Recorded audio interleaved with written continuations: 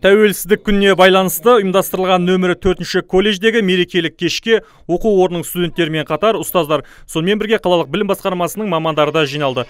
Жалынды жастар егемендікке жету жолындағы қанды оқиғаларды қонақтарға сахналық қойылым арқылы жеткізіп, көпшіліктің көңілін тебірентіп қойды.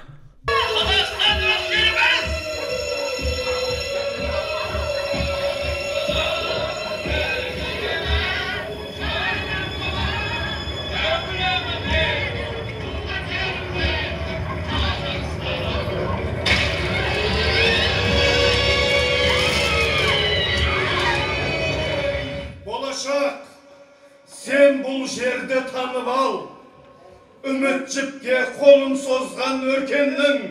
Біз қанша уақыт СССРдің кезінде жүрді, қанша қиналды, қазақтар қиналды.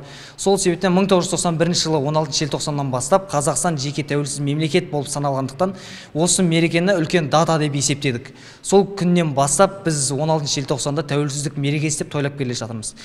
Өйткені біз Қазақстанның қуанған күні бұл. Сол қуанған мерекені үлкен деңгейде өткізгеніміз біз үшін де үлкен бақыт.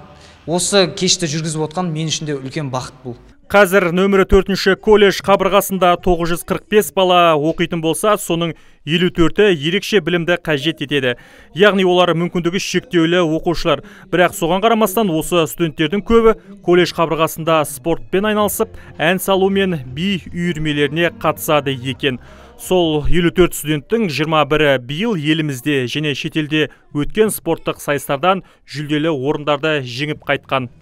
Сол балалардың 90%-і спортпен, әнге, биге қатысамыз деп ұмтылып отырады. Ол дегеннің мен ойлаймын, бір жағынан үйдегі ата-ананың жұмысы болса, одан қаса мына осы біздің колледждегі ұстаздардың жасап атқан еңбектерінің арқасы деп айтқым келеді. Айта кетейін, бізде қазір 54 бала деп айтатын болсам, осы баланың 21 баласы әлемдік, облыстық, қалалық спорттарда екінші, бірінші, үшінші грамоталармен марапатталып отыр.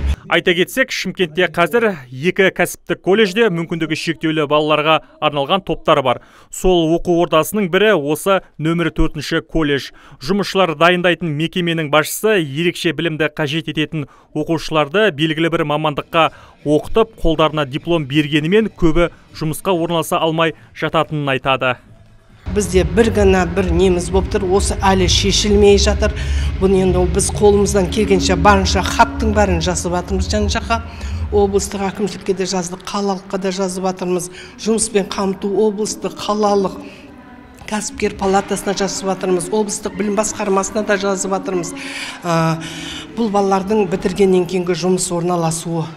Осылай деген колледж басшысы оқу бітірген мүмкіндігі шектеулі шәкірттің біреуін өздеріне жұмысқа қабылдапты. Ал қазір оқуын жалғастырып, әртүрлі спорттық және өнер сайыстарында топ жарғандарды ынталандыру мақсатында мерекелік жиында алғыс хат ұсынды. Оларды осы жетістікке жетуге баулыған ұстаздар да қалалық білім басқармасының марапатына лайық деп танылды. Ерлан Тұрыбаев, Мұрат Адинаев, Абзал Тұрабеков, ТВК телеарнасы.